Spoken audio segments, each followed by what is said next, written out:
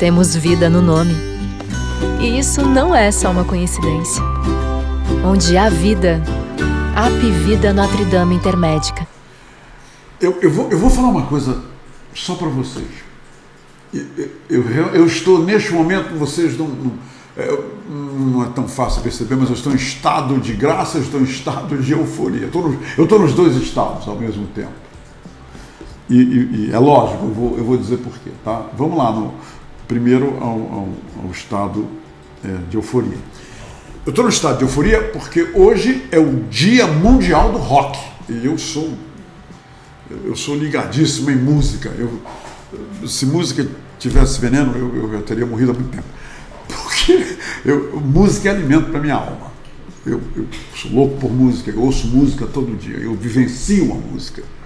E hoje eu estou relembrando o privilégio que Deus me deu de estar nos Estados Unidos na época que ainda haviam resquícios da grande revolução, da grande invasão inglesa, né, da música inglesa nos Estados Unidos, e justamente através do rock and roll, com os Rolling Stones e com os Beatles e tantas outras bandas.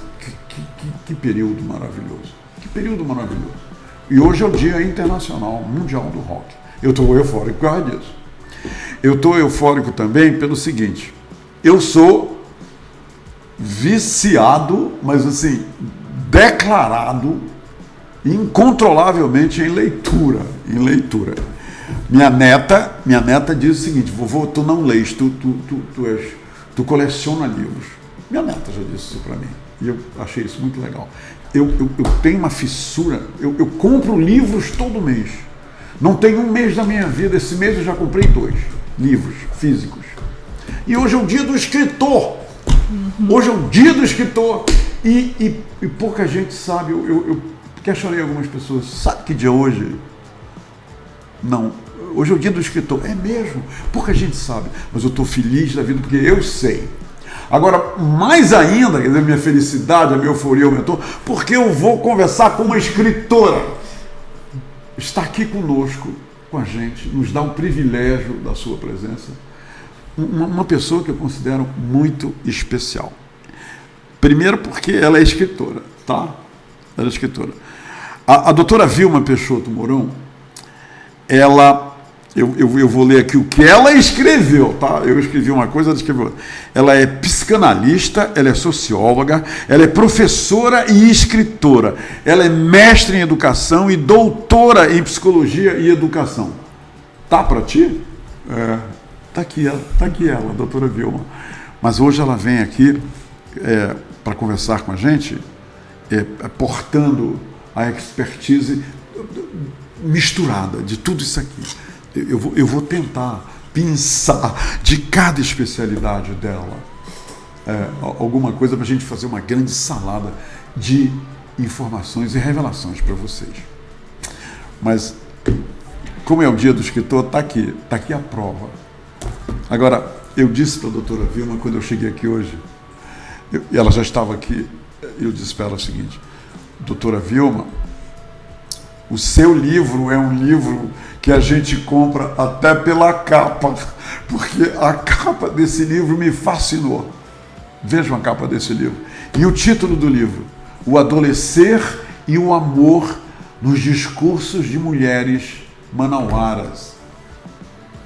Esse título é ou não é um título para a gente comprar o livro? Não compre o livro pela capa, nem pelo título, pois esse aqui foge à regra. Por isso, doutora Vilma Peixoto Mourão, seja muito bem-vinda e muito obrigado por me dar o privilégio de tê-la aqui no nosso espaço para conversar com a gente no Dia do Escritor. E eu sei que, e tudo farei para que essa nossa conversa ela seja benéfica e inesquecível, não só para a senhora, nem para mim, mas para todo mundo que nos segue. Seja bem-vinda. Muito obrigada, Humberto. É um prazer estar aqui com você sempre tão gentil, tão atencioso, não é? Assim, generoso nas suas palavras. Lhe dizia, quando você me convidou para essa data em especial, eu disse: Humberto, mas a minha identidade mais forte não é de escritora.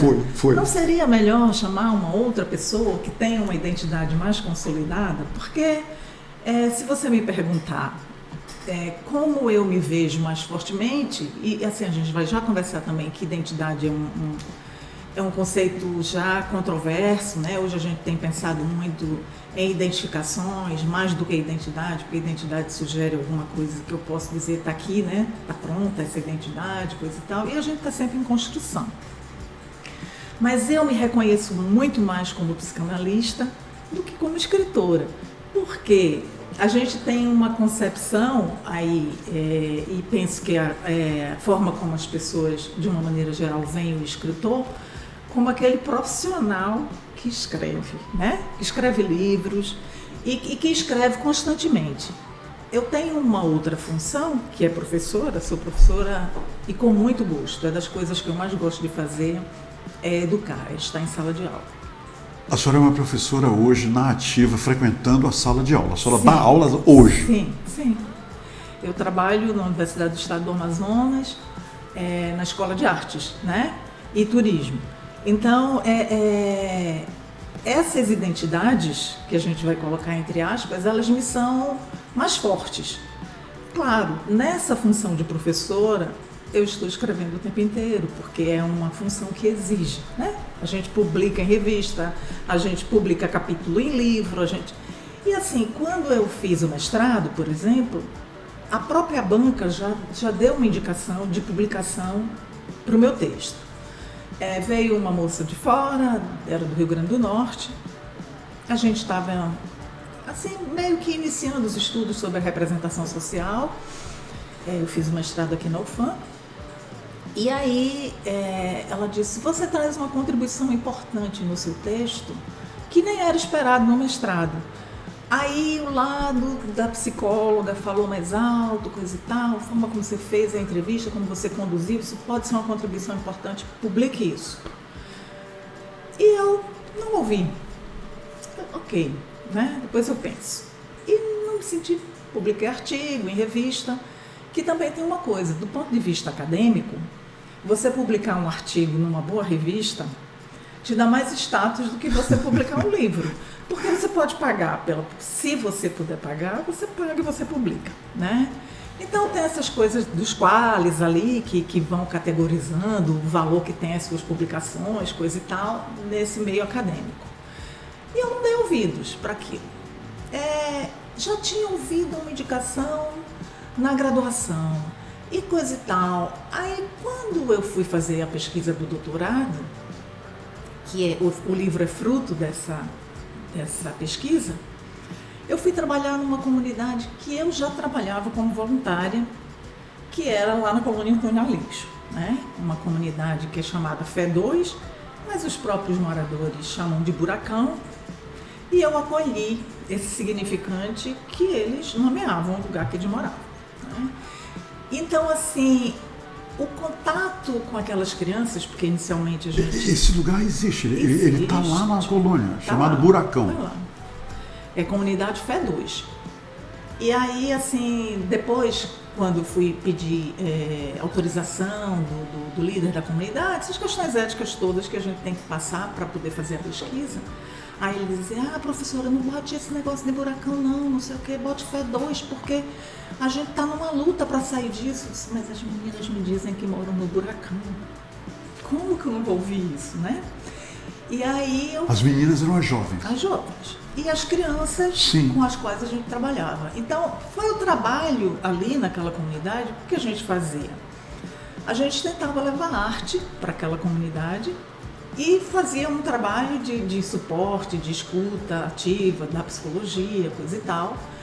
E o trabalho com as crianças eram oficinas de culinária, onde a gente trabalhava a questão da coletividade, de poder ajudar. Hoje nós vamos preparar o lanche de todo mundo.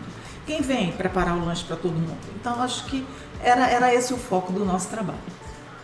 Então, foi essa vivência mais forte, da convivência mesmo, né? A gente poderia dizer dessa experiência mesmo, que é diferente da vivência, né?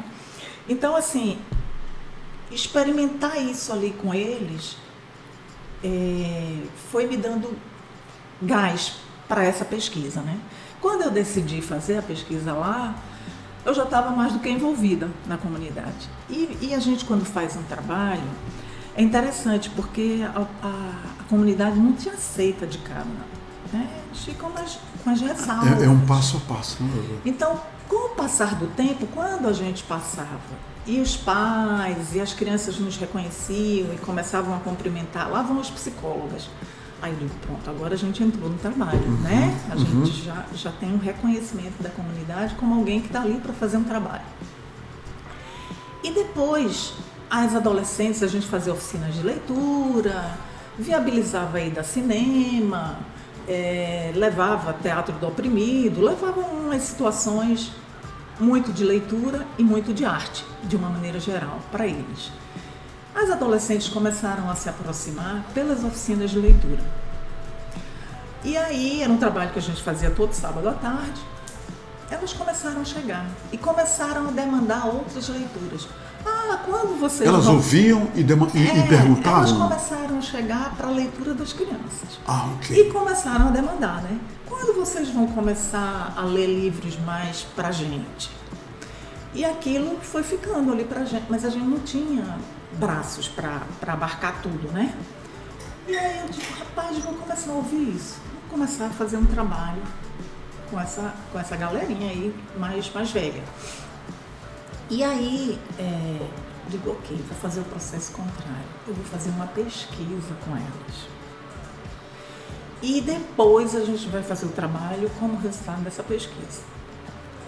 E comecei a conversar mais com elas, coisa e tal, e eu vi que a questão da sexualidade era o que gritava ali entre elas, né?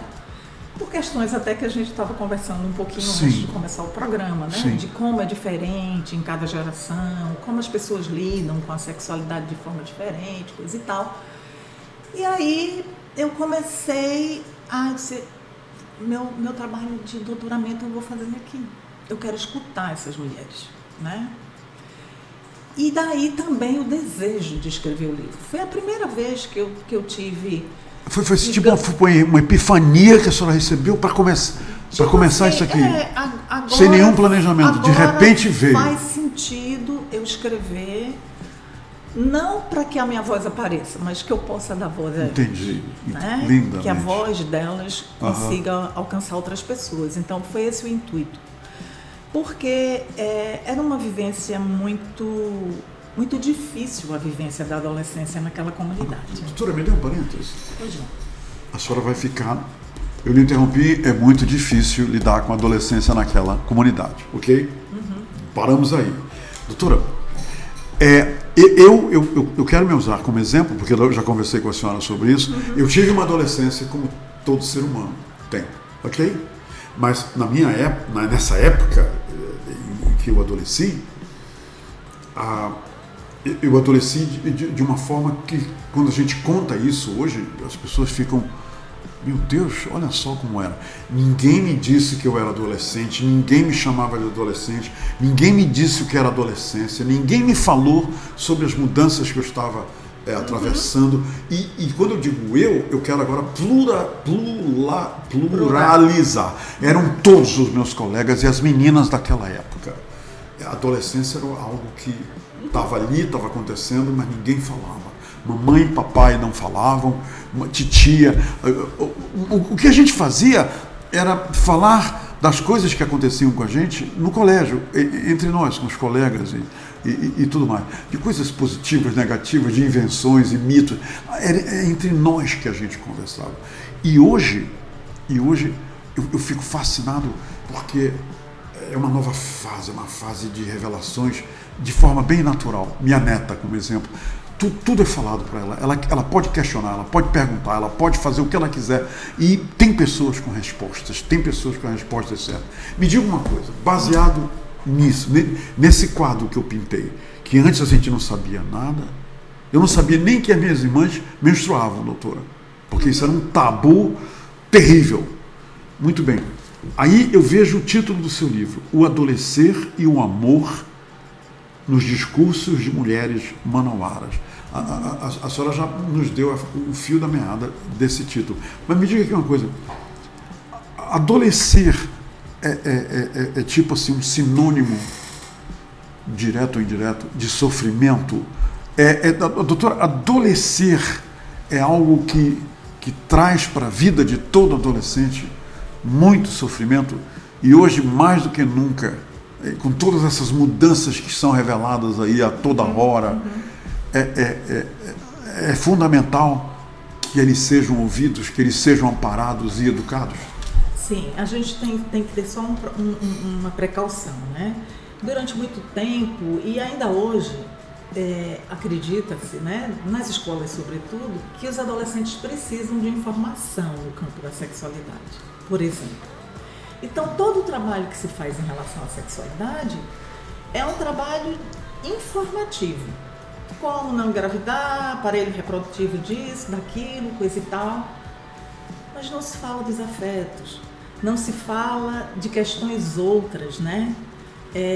De respeito mútuo, do que é a própria sexualidade, né? Então fica se limitando o sexo ao tipo de genital que a gente nasceu e fica se limitando a sexualidade ao coito. Então é uma forma muito restrita de enxergar, né, a sexualidade. A gente precisa ampliar isso, né? A sexualidade é uma coisa muito mais ampla, é como a gente se relaciona com a gente, como a gente se relaciona com o outro, né? É outra coisa para além de um coito, né? Então, assim, é esse tipo de informação que está chegando para o adolescente, que não o alcança, porque não há um diálogo, né? Diálogo na essência mesmo da palavra. Isso é hoje é assim. Hoje é assim. A gente tem uns temas transversais, né? Dentre eles tem lá a questão sexual. Em algumas escolas isso não é nem tratado, ou é tratado pontualmente, ou essa questão não entra na pauta, mas ela está gritando ali, né? Então, assim, é preciso que essas mulheres e esses homens encontrem espaço para falar. Encontrem espaços onde eles possam verdadeiramente ser escutados. A falta deles serem escutados, doutora, a senhora acha que pode ser a causa desse número imenso de adolescentes engravidando? Sim, é uma conjuntura, né? Por exemplo, a gente que chega com o nosso olhar, com a nossa formação, coisa e tal, então a gente não pode chegar lá e fazer essa leitura a partir desse olhar. Sim. Uma das coisas que foi muito marcante durante a pesquisa, por exemplo, foi eu perceber as diferenças nítidas da adolescência dessas meninas para a minha adolescência. Principalmente porque o trabalho que a gente estava querendo levar para elas era um trabalho de leitura, era um trabalho de arte, sim, era um trabalho que tirasse elas daquele mundo para elas enxergarem outras possibilidades. Todos, né? Os meninos e as meninas. Então, quando eu percebia, mas qual é o local que vocês têm para se encontrarem, de distração, de lazer, né? A praça, deste tamanho, calor danado. Então, aí eu ficava pensando que eu ia ao cinema, não é que eu ia ao teatro. Qual era o local que elas se encontravam, que elas tinham lá? Era uma quadra pequena, praça, a quadra na praça. Sim. E pronto, né? Então, assim, não tem acesso a cinema. Não tem, né, doutor? A nada. Não tem acesso à leitura. Então, acaba que isso vai trazendo uma limitação mesmo, né? Em determinados momentos da pesquisa, às vezes eu tinha a sensação que eu estava conversando com uma pessoa da minha geração. Tamanha a repressão que elas tinham para falar, né? Inclusive eu coloco isso no livro. O Michel Pechet, ele vai trazer uma ideia de antecipação no discurso. Repressão familiar, doutor? Geral. Então, assim, era uma psicóloga, era uma professora, eles me reconheciam como isso, né? Era uma psicóloga e era uma professora, porque a gente levava os estagiários para a comunidade. Claro.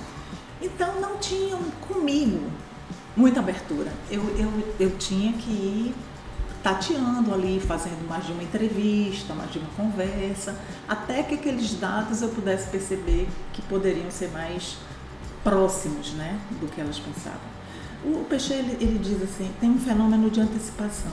O outro meio que percebe, ele faz uma leitura do que você espera que ele diga.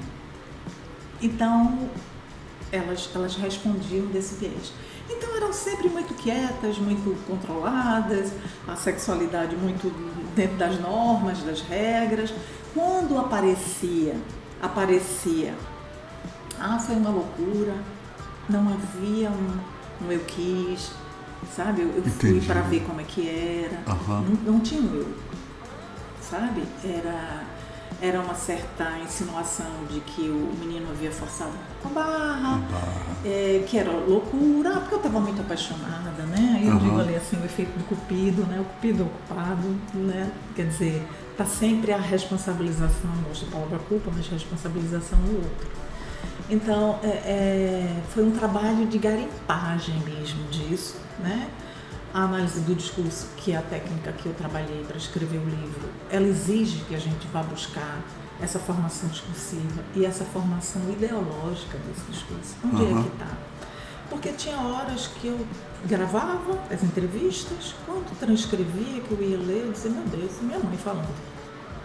Não é um adolescente, não tem identificação com os pares. Que coisa, sabe? doutor. Então, assim, tipo, é porque ele não quer que eu saia, ele vai jogar bola, e eu fico em casa. O que tu faz, assim, sábado à tarde, coisa e tal? Não, ele vai jogar bola, mas aí ele não quer que eu saia, eu fico em casa.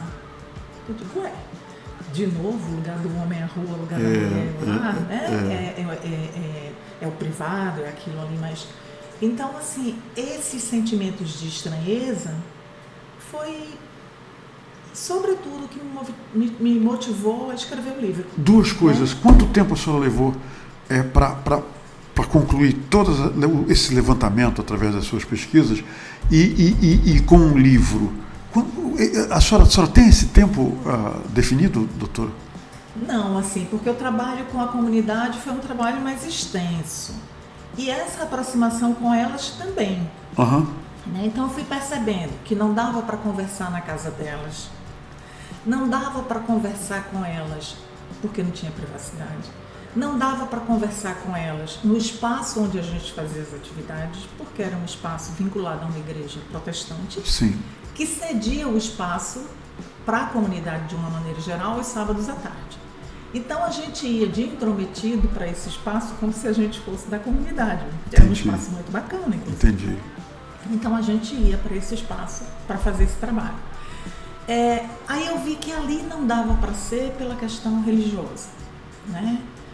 E aí eu fui na escola, conversei com o diretor da escola, fui com a diretora do hospital e eles acolheram a minha súplica, né? Eu preciso, não estou sentindo que não está fluindo, minha pesquisa vai ser um negócio que não tem sentido, né? Coisa e tal.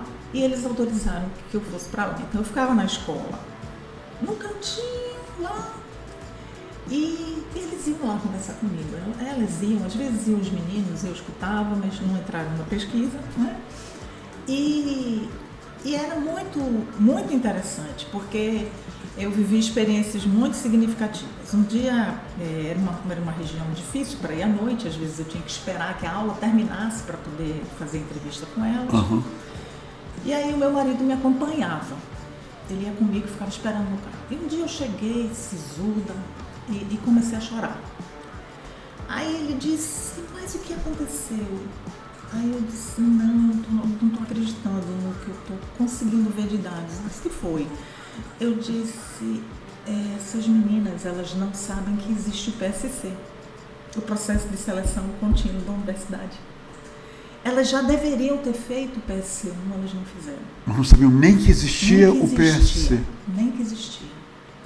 E aquilo me tocou de tal forma, porque eu fui perguntando, né? Na conversa ali, eu ia, e aí, já fez o PSC1? Como é que foi? O que tu pensa? O que tu quer fazer? Não existia. Aí eu disse, naquele dia o que me tocou foi isso, né? Eu disse, está vetado para essas meninas uma possibilidade mais viável de entrar na universidade, que é você fazer 3 provas a cada ano e entrar sem ter que se submeter ao Enem, né? Que é uma prova tão difícil. Então, essas coisas, sabe, de vê-las tão sem opção, de vê-las também tão subjugadas ao masculino, sabe? de algumas que apanharam, né? Na época que eu estudava na comunidade, uma adolescente foi morta. Então, assim, essas situações todas, isso foi me motivando de ouvir, né, de algumas, assim, não, eu estava namorando com um menino, mas ele estava envolvido com as drogas, aí a minha família não quis, mas professora, ele não estava. Aí, como tu sabes que ele não estava? Me conta, não sei o quê. Então, essa dissociação, né, de que a pessoa que está no mundo da droga é sempre do mal, é sempre coisa. Né? Doutora, todas as meninas com menos de 19 anos. Menos de 19 anos. E aí, 2 mães já, né? E com uma forma de pensar que eu, é claro, não posso desprezar esse fenômeno de antecipação, de um certo recato, né? Porque a gente não fala tudo com todo mundo. Claro. E o Peixe muito perspicaz captura essa ideia e nomeia, né, de antecipação, como um fenômeno de antecipação, mas não foi uma entrevista marcada hoje, foi uma convivência. Então eu estava na comunidade, elas chegavam, sabe que eu me lembrei de não sei o que, nem te conto que o fulano aprontou comigo, fulano não sei o que, mas lá estou pensando em me separar dele. Então elas iam encontrar comigo e iam me contando as coisas, mesmo depois da entrevista, né? E então, assim, foi um trabalho de aproximação com elas, né? E isso eu, com uma filha em casa, que tinha ido, inclusive, num grupo focal, me ajudar a escrever, a transcrever as coisas, porque a estagiária que estava trabalhando comigo não podia ir. E ela disse uma vez, assim, se apresentando para elas, não, eu sou jovem também, eu gosto de fazer muitas coisas, eu gosto de viajar, eu gosto de não sei o quê. E depois... uma delas meio que reproduziu um pouco isso, sabe?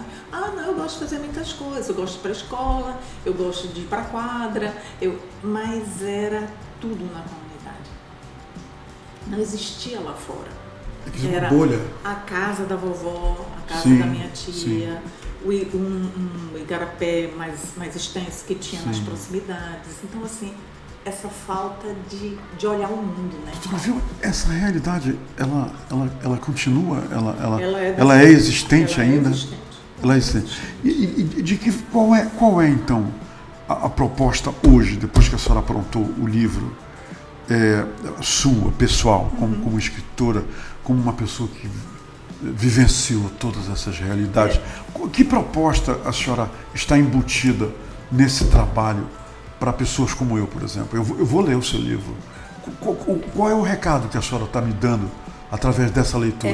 Eu, quando apresentei o primeiro capítulo da minha tese, a minha tese, que não era um livro, para uma pessoa que tinha sido minha professora no mestrado, e aí ela me disse assim, nossa, você escreveu uma defesa dos adolescentes. E eu... Depois, ouvi isso na minha banca de defesa do doutorado. Uma pessoa que estava na banca disse, eu mudei minha relação com a minha neta depois que eu li o seu texto. Porque eu acho que eu trouxe esse sofrimento.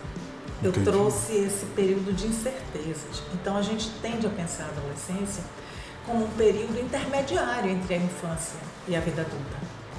O que é uma grande injustiça. Porque se tem um período vivo, ativo, é esse período da adolescência. A senhora me disse uma coisa e eu esqueci a outra palavra. A senhora disse que relembrei. Adolecer e adoecer, de forma etimológica, tem o mesmo sentido, doutora? O prefixo é o mesmo. O prefixo é o mesmo? É o mesmo. E qual é esse prefixo? O AD, né? O AD, sim, mas aí leva a que tradução? Adolecer e adoecer. Adoecer. Alguns autores pegam por essa via, né? Um processo de adoecer. Então, adoecer e adolecer radical. Envolve sofrimento e significa a mesma coisa? Porque, então a gente não pode enxergar a adolescência com esse excesso de significações, né? De significados que a gente vai atribuindo. A gente precisa que o outro nos diga como é para eles. Então, são os aborrecentes, né? Então, o adolescente está numa encruzilhada ali. Porque ou ele é idolatrado, porque a gente vive numa sociedade que idolatra a juventude. Sim. A beleza está associada à juventude. É verdade. Então, nesse sentido, a adolescência estaria em alta, mas, por outro lado, eles são é a geração que vai colocar a geração anterior em xeque. Sim. Que os teóricos nomeiam de crise, né? Crise de gerações. Então, assim, é isso que faz a sociedade andar. É isso que faz a gente mudar, senão a gente estaria do mesmo jeito lá. Quer dizer, se não tudo dentro da normalidade. Se né? não tivessem os adolescentes fazendo esse processo de abandonar os laços, essas identificações com o interno, com a casa, com os pais, para formar identificações com o que está fora. Doutora Vilma, nos Estados Unidos faz parte da cultura o adolescente com 18 anos sair de casa e ir embora. Se ele não for, a família se incomoda e os vizinhos falam de forma negativa de que aquele adolescente com 18 anos acabou o high school, ficou em casa até o final do high school e agora não foi embora, está ali. Mas já na cultura italiana e brasileira, os filhos sempre são bem-vindos na casa da mama. E a mama é a maior responsável por eles ficarem em casa por causa da comida, do amor, do carinho, etc, etc. É interessante isso, Freud, né, doutor? Que era um homem sagaz, assim, né? Ele era muito provocador também, provocativo, assim.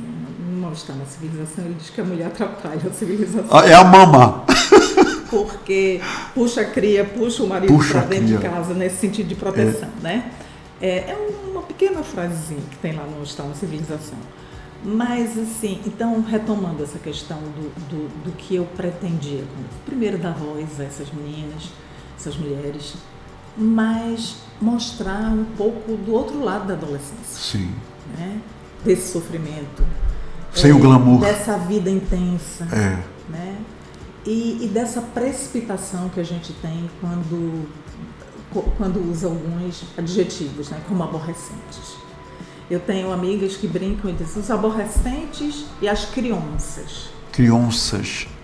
Porque a gente vive também um período muito difícil, Humberto, do ponto de vista de tecnização, sabe? Das relações.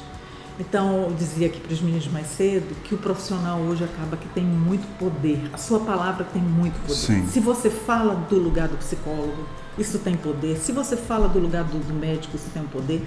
Se você fala do lugar do professor, então a gente tem que ter muita reserva no que a gente fala. Só tem toda a razão. Para não, sabe, isso não chegar até o outro como uma norma, como uma regra. Sim. Então, os pais, eles também estão muito desautorizados. Não é que a gente não deve recorrer aos serviços de saúde, não é que a gente... Mas, assim, os pais precisam se autorizar nesses cuidados também, sabe? Nessa proteção, nesse ouvir. E a gente vive um período de medicalização da vida. Tudo as pessoas querem remédio, tudo é para ontem. Tudo. Não é à toa que os livros vendem tão pouco. Tão poucos, que as livrarias estão fechando. Precisa de alguma coisa mais urgente, né? Que venha. Sim. As pessoas não querem fazer análise, elas querem fazer uma abordagem que dê resultado mais rápido.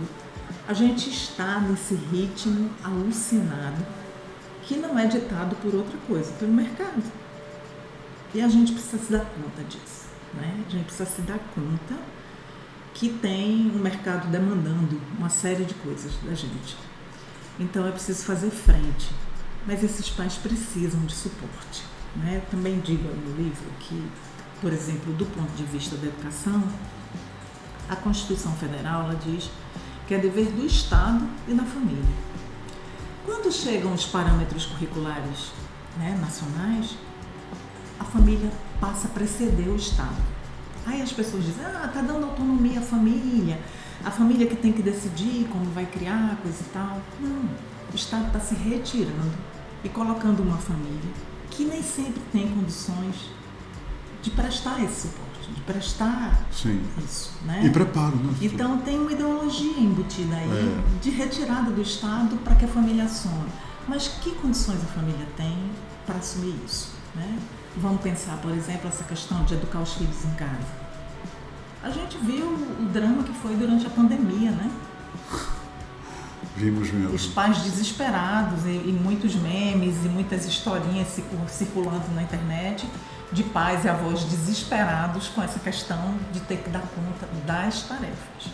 imagine da função de educar. Então, assim, o livro nessa direção vem fazendo uma série de denúncias, sabe, assim? Que bacana. Desse olhar pejorativo que a gente tem, de não compreender que o adolescente ele está numa encruzilhada, né? Disso que é a sua constituição interna, com isso que está posto socialmente, do quanto eu acato isso, do quanto eu me rebelo, né, em relação a isso. Então, assim, não é nenhuma fase da vida é fácil, né? A vida não é fácil, mas eu aprendi uma coisa muito sábia com os meus pais, assim. Minha mãe sempre dizia, não é fácil, mas a gente complica. A gente pode descomplicar. E eu acho que ela tinha toda a razão. Não é fácil ser adolescente, não é fácil ser pai, não é fácil ser professor, não está fácil para ninguém, né? Mas a gente precisa se dispor, né, a esse encontro. A gente precisa assumir que a gente está nesse barco, né? Então, assim, quando eu quis, pela primeira vez, publicar um livro sozinha, que não era um capítulo, que não era uma coisa para uma revista especializada, que ia ficar naquele gueto ali dos intelectuais, coisa e tal, era esse o meu desejo. E aí, assim, Humberto, a gente vai se constituindo na relação com o outro, né? O outro também vai dizendo quem nós somos, né? Aliás, vai dizendo também não. A gente só se constitui porque a gente está dentro da linguagem. Então a gente tem a ilusão de que há uma linearidade, né, da linguagem. Eu falo e você entende exatamente o que eu estou falando. Isso não é uma verdade. A linguagem é uma coisa que causa muitas intrigas, muitos mal-entendidos, né? Porque eu estou sempre falando a partir da minha história, você está sempre me escutando a partir da sua história. Então, esse é o desafio que a gente tem quando a gente escreve, né? E eu sou prolixa, eu não sou prolixa no meu falar, mas em escrever eu sou. Eu tenho um desejo de comunicar quando eu escrevo. Então eu escrevo muito. Minha tese tinha 470 e poucas páginas. A senhora vai escrever outro livro? Esse é o primeiro? Eu ando pensando. Eu tenho outras questões da academia, né, da universidade, gritando ali, precisa publicar. Mas, assim, eu ando pensando muito em escrever sobre a metodologia da pesquisa. Talvez com crianças, talvez com adolescentes. Porque, na minha opinião, foi o capítulo mais bonito do meu trabalho de pesquisa, foi quando eu escrevi a minha metodologia da pesquisa. Foi quando eu fui pensar como foi a construção desse processo, né? Como eu tive que tirá-las de casa, como eu tive que tirá-las desse outro local, como eu tive que tirá-las da comunidade para poder elas falarem sobre sexualidade de uma forma mais livre. Então, assim, todo esse processo é uma coisa que me chama, porque eu abri a conclusão do meu texto aí com o pensamento do Manuel de Barros, né? E ele diz assim, que havia um rio que passava por trás da casa dele, que parecia uma cobra de vidro, é alguma coisa muito próxima disso. E um dia chega alguém e diz para ele, isso é uma enseada. Aí ele diz, eu acho que a palavra empobreceu a minha cobra d'água, tipo isso, né? Minha cobra de vidro. Então a gente precisa ter esse cuidado, né? É um percurso longo da nossa história enquanto humanidade mesmo, dos primeiros rabiscos lá na caverna, né? Que eram maiores, depois o surgimento de desenhos menores, numa tentativa de caber mais informação, às vezes desenhos sequenciais, né? Que tentavam trazer essa realidade do que foi ontem para que o que tivesse aqui hoje pudesse ter acesso. Então a gente tem um tempo longo dessa escrita pelo desenho, dessa escrita alfabética, né, que a gente escrevia, também restrito ali, das narrativas, para a descoberta de Gutenberg, né? A prensa, e sobretudo a prensa móvel, ela é uma coisa das mais importantes. Seria como é hoje a importância que tem o computador. Doutora Vilma, eu tenho certeza que as pessoas em casa estão lhe dando tanta atenção quanto eu. É fascinante de ouvir. Muito obrigada. Realmente é. Ouvir uma psicanalista não é para qualquer um, não. Mas a senhora, aqui nessa nossa conversa, tornou a sua fala de psicanalista acessível a milhares de pessoas. Muito obrigado. Obrigado por ter vindo aqui conversar com a gente. Que coisa maravilhosa. Eu que agradeço. Viu? Esse livro, lá a gente encontra onde, doutor? Onde encontra? Está na Livraria Valer. Assim, eu dizer para você que a gente se constitui nessa relação com o outro, né? Então, quando decidi publicar o texto, tinha uma editora do Paraná que queria publicar. Né? Por intermédio de uma amiga, ela disse, manda o texto. Quando eu senti que eles queriam muito publicar, mas queriam que eu enxugasse o texto. Porque não é da região deles, porque eles... Sim. Aí eu disse, eu vou consultar alguém da Valer. E dei o texto. E aí a pessoa que leu disse, não, a gente vai publicar na íntegra, a gente só vai tirar a metodologia. Porque é muita informação da nossa região, não tem coisas escritas sobre a adolescência na nossa região, coisa e tal, tá? E aí ali, que a Valer é uma editora que eu considero uma editora séria, né? Faz um suporte mesmo para as questões regionais aqui. E aí eu disse, eu acho que o livro merece mesmo ser publicado, né? Nesse movimento mesmo de construção que a gente vive. Né? Então, foi uma alegria escrever o livro.